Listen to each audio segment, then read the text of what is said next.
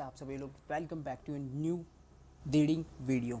तो welcome back to new reading video जिसके अंदर मैं चैप्टर की समरी बताने वाला हूँ। और ये चैप्टर है सेकंड चैप्टर जिसका नाम है the portrait of A lady. जैसे कि आपको याद ही होगा, पिछले वाले चैप्टर में मैंने फर्स्ट चैप्टर की समरी बता दी थी जिसका नाम था द टाइगर किंग। और मतलब जिसका नाम था टाइगर किंग। और आज मैं बताने जा रहा हूँ the portrait of A lady. तो जल्दी से चलिए स्टार्ट करते हैं। ये जो पोर्ट्रेट ऑफ ए लेडी है, ये खुशवंत सिंह के द्वारा लिखी गई अपनी दादी का एक चलचित्र उन्होंने प्रस्तुत किया है। और वह, जैसे कि आपको मैं पहले ही बता देता हूँ कि है ना क्या बोलते हैं, ये जो स्टोरीज़ है मैं कहाँ से पढ़ता हूँ, एक्सेलेंट से पढ़ता हूँ, ताकि ज़्यादा से ज़्यादा बच्चे हैं वो इस स्टोरी को है ना मेरी आवाज़ सुनकर और क्या बोलते हैं इस स्टोरी को बुक सामने रखकर पढ़ सके और जल्दी से उनको याद हो सके। तो जल्दी से स्टार्ट करते हैं। तो उसके बाद में दे रखा है, वह एक बहुत ही धार्मिक तथा सरल महिला थी जो मूल्यों में विश्वास रखती थी। और लेखक कहानी के साथ साथ उनके संबंध को रेखांकित भी करता है। फिर उसके बाद में पढ़ते हैं हम सीधा मेन स्टोरी पे आते हैं। मेरी दादी, खुशवंत सिंह जी बता रहे हैं कि मेरी दादी हर व्यक्ति की दादी की भांति एक बूढ़ी महिला थी। 20 सालों से वह एक जैस एक 20 सालों से जब से मैं उनको जानता हूँ तब से वे बूढ़ी तथा झुर्रियों वाली रह चुकी है। और लोग कहते हैं कि वह कभी जवान तथा सुंदर हुआ करती थी तथा उनके एक पति भी थे, किंतु इस बात पर विश्वास नहीं होता था। मेरी दादी जी का चित्र बैठक कक्ष में मेरे दादाजी का जो चित्र था वो बैठक कक्ष में अंगीठी के ऊपर दराज पर लटका हुआ था। उन्होंने एक बड़ी पगड़ी, ढीले ढाले कपड़े पहन रखे थे और उनकी लंबी सफ़ेद दाढ़ी थी उनके सीने के अधिकांश भाग को ढकती थी। जो कि उनके सीने के अधिकांश भाग को ढकती थी। वह कम से कम 100 वर्षों की आयु के लगते थे। वे इस प्रकार के व्यक्ति नहीं लगते थे कि जिनके पत्नी या बच्चे हों। वह ऐसे लगते थे कि मानो उनके ढेर सारे पोते पोतियाँ हों, वहाँ पे तो पोते पोतियाँ हों। और जहाँ तक मेरी दादी के जवान एवं सुंदर होने की बात थी, तो यह विचार ही अत्यंत अरुचिकर था। और यह विचार ही अत्यंत अरुचिकर था। वह उसमें अक्सर वह हमें अक्सर उन खेलों के बारे में बताया करती थी जिन्हें वह अपने बचपन में खेला करती थी। जब वह बच्ची थी तब खेला करती थी, उन खेलों के बारे में बताया करती थी। ये बात उनके लिए काफ़ी बेतुकी गरिमाहीन प्रतीत होती थी और हम उसे पैगंबरों की कहानियों की भांति लिया करते थे। पैगंबर यानी जो भगवान के दूत होते हैं, उनकी कहानियों के रूप में लिया करते थे, जो भी वो हमें सुनाया करती थी। फिर उसके बाद में चलते हैं। वह हमेशा से अपने कद की वह अपने छोटे कद की थी। वह हमेशा से देखे तो छोटे कद की थी, थोड़ी मोटी थी, थोड़ी सी झुकी हुई थी। उनके चेहरे पर सर्वत्र आ जा रही जो झुर्रियों की रेखाएं थी, मतलब हर जगह उनके झुर्रियाँ पड़ी हुई थी। न ही हमें पक्का विश्वास था कि वह सदैव वैसी ही थी जिस रूप में हम उन्हें आज जानते हैं। बूढ़ी इतनी ज़्यादा बूढ़ी मतलब उसकी दादी जी थी, वो इतनी ज़्यादा बूढ़ी थी कि वह नहीं हो सकती थी। और मतलब अ, इतनी ज़्यादा बूढ़ी थी कि अब इससे ज़्यादा बूढ़ी वो और नहीं हो सकती थी। फिर उसके बाद में बताते हैं, 20 सालों से वह एक ही आयु में ठहरी हुई थी, ऐसा राइटर का मानना था। और वह कभी भी आकर्षक नहीं थी, किंतु सुंदर तो सदा से ही थी। वह बेदाग सफ़ेद वस्त्रों के एक हाथ सफ़ेद वस्त्रों में एक हाथ में अपनी सफ़ेद वस्त्रों में एक हाथ में अपनी कमर पर एक हाथ अपनी कमर पर रखती थी। और अपने कुबड़ेपन को संतुलन को बनाए रखने के लिए दूसरे हाथ से माला फेरते हुए वह घर में लंगड़ाकर चलती थी। उसके सफ़ेद बालों के गुच्छे उनके पीले एवं झुर्रीदार चेहरे पर व्यस्त से बिखरे हुए पड़े रहते थे। और उनके होठ न सुनाई देने वाली प्रार्थना में लगातार हिलते रहते थे। हाँ, यह वह सुंदर थी। वह पर्वतों के बीच प्राकृतिक दृश्य के समान थी, जहाँ शुद्ध श्वेत शांति का विस्तार और चैन संतोष की सांस ली जा सकती हो या फिर ली जाती हो लेता हो। फिर उसके बाद में मैं और मेरी दादी अच्छे मित्र थे। मेरे माता पिता जब शहर में रहने के लिए गए तो वे उन्होंने मुझे तथा दादी को अपने पास बुला लिया। हम लगातार साथ रहते थे और वह सवेरे मुझे जगाया करती थी। वे मुझे उसके पास छोड़ गए। मतलब मेरे मम्मी पापा जब शहर चले गए थे तो मेरे मम्मी पापा क्या है मुझे वहीं पे ही छोड़ गए थे। और हम लगातार जो मतलब दादी और जो पोता है खुशवंत सिंह, वो क्या है साथ रहा करते थे। और जो दादी जी थी वो उसे सुबह रोज़ाना जगाया करती थी, उसे विद्यालय के लिए तैयार किया करती थी और मुझे नहलाया करती थी। मुझे पहनाते समय वह अपनी प्रातःकालीन प्रार्थना एक जैसे उबाऊ स्वर में उस इस आशा से बोलती जाती कि उसे सुनूं, कि मतलब जो राइटर है वो उसे सुने और कंठस्थ कर लूँ यानी याद कर लें। मैं सुनता था क्योंकि मुझे उनकी आवाज़ अच्छी लगती थी, किंतु सीखने की मैं कतई परवाह नहीं करता था। जब वह पूर्व से ही साफ़ की हुई पीली खड़िया चौक से पीली खड़िया मतलब जो पहले से साफ़ की हुई पीली खड़िया चौक से पुती हुई मेरी लकड़ी की स्लेट पट्टी जो होती है, लकड़ी की स्लेट जो पट्टी होती है, उस पर एक छोटी मिट्टी की दवात और लाल कलम लेती थी। एक छोटी मिट्टी की दवात लेती थी और लाल कलम लाती और इन सबको एक गठरी में बांधती और इसे मुझे सौंप देती।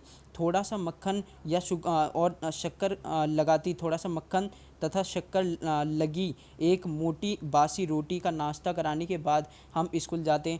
वह अपने साथ कई बासी रोटियां गांव के कुत्तों के लिए भी लेके जाती थी।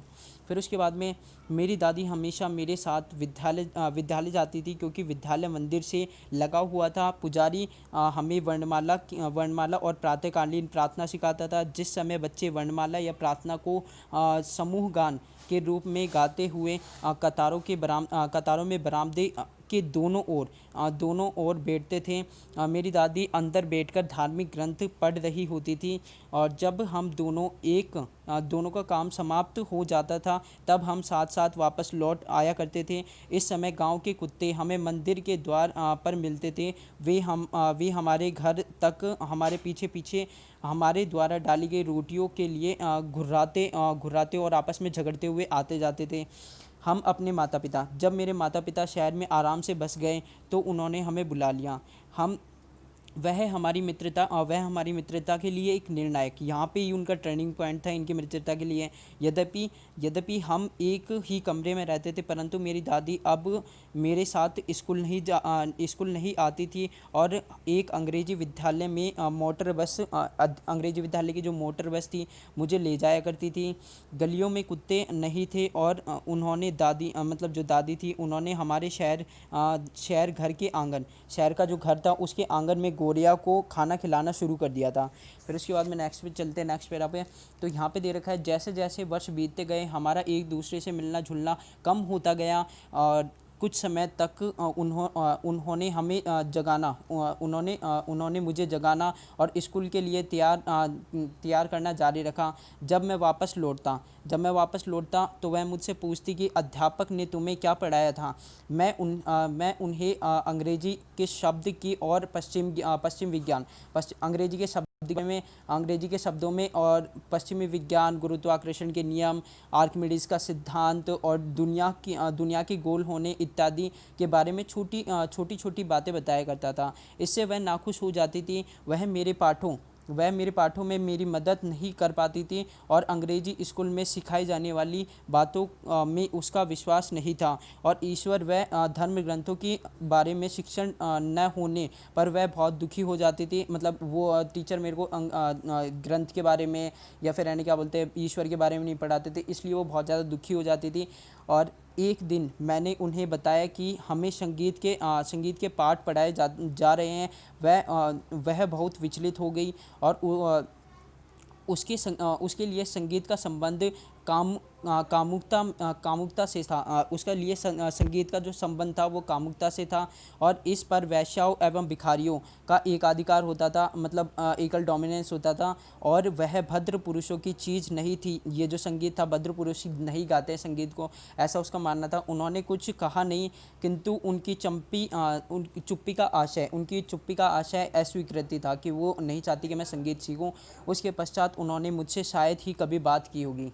फिर उसके बाद में चलते हैं, जब मैं विश्वविद्यालय में पढ़ने जाने लगा तब मुझे एक अलग कमरा मिल गया।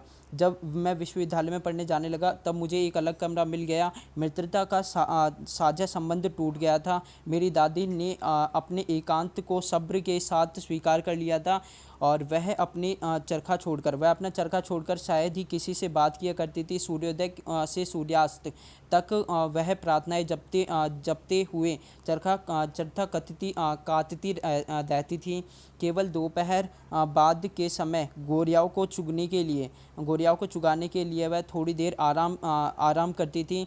जिस समय बरामदे में वह रोटियों की छोटे छोटे टुकड़े करती थी करते हुए बैठती थी। सैकड़ों छोटे पक्षी चहचहाहट शोर मचाते हुए उसके इर्द गिर्द एकत्र हो जाते थे। कुछ पक्षी आते और उसकी टांग पर बैठ जाते, कुछ उनके कंधों पर बैठ जाते थे, यहाँ तक कि कुछ उनके सिर पर भी बैठ जाते थे। वह मुस्कुराती परंतु किसी को भी नहीं भगाती थी। वह आधा आधा घंटा उनके साथ में सबसे अधिक आनंददायक समय होता था। मतलब उनका जो आधा घंटा जो चिड़ियाओं के साथ में होता था सबसे ज़्यादा आनंददायक होता था उनके लिए।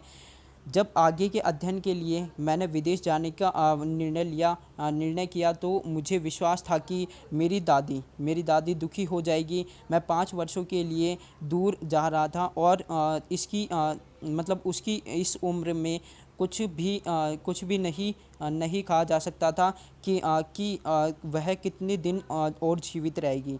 लेकिन मेरी दादी कह सकती थी, अर्थात उन्हें आभास था कि वह कितने दिनों तक जीवित रहेगी। वह भावुक तक नहीं हुई। मतलब वो भावुक बहुत ज़्यादा थोड़ी सी दुखी भी नहीं हुई कि जो उसका पोता है वो जा रहा है। तो वह मुझे रेलवे स्टेशन तक छोड़ने आई, लेकिन बात नहीं की या भावुकता भी प्रदर्शित नहीं की।